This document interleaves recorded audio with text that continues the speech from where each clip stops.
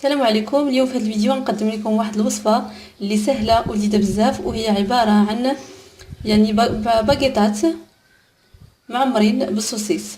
اذا اول حاجه غادي نبداو بها هي العجين. لهذا الغرض كنحتاجو عندنا الفينو، يعني نصف كميه الفرص على حسب نتوما شحال غتاخدوا.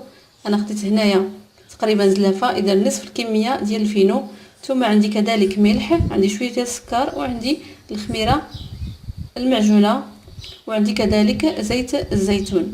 اذا نتلاقاو من بعد. انا غنقوم الان بعجن هذه المكونات كامله باش نحصل على عجينه غنخليها تخمر واحد المده ديال نصف ساعه، ونتلاقاو باش نوريكم الحشوه اللي غادي نستعمل فيها السوسيس باش نعمر هاد الباكيطات ديالي.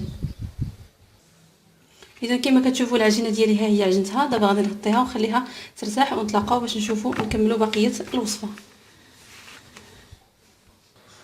المكونات ديالي اللي غنحتاج باش نعمر بهم الباكيطات، اذا غنحتاج السوسيس، غنحتاج الزيتون مقطع رقيق، غنحتاج بصله مشلده، غنحتاج بالطبع زيت، اما زيت العادي او زيت البلديه باش تشحروا، غنحتاج معدنوس تا مقطع، وغادي نحتاج كذلك الكمون، ملحه، وشويه ديال السودانيه اللي كيعجبوا الحار.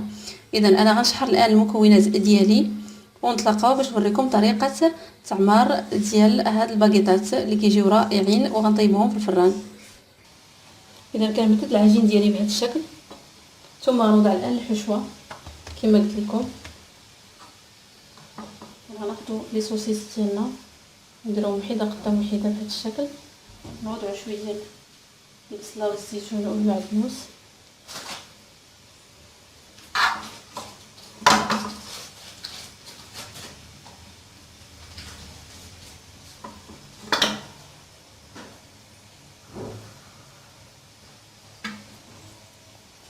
ثم كنحاول كنلوي عليهم العجين باش نحصلوا على شكل ديال الباكيطه بهذا الشكل.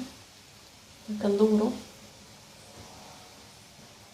هكذا وكنسدوا لهم الاطراف باش ما تخرجلناش الحشوه بهذا الشكل.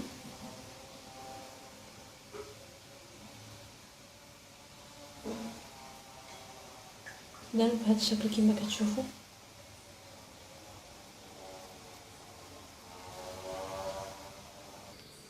الباكيطات ديالي كما كتشوفوا هما. دابا غادي نحاول ندير لهم فليحات باش نعطيهم الشكل ديال الباكيط بهذا الشكل، شي مصماضي هكذا. مع هما كيخمروا غادي يبان فيهم التفليحات، سورتو ملي غيدخلوا للفران بهذا الشكل. ثم غندخلهم ندهنهم بصفر البيض او بيضه كامله، وندخلهم يطيبوا، ونتلاقاو باش نشوفوا الشكل النهائي ديالهم.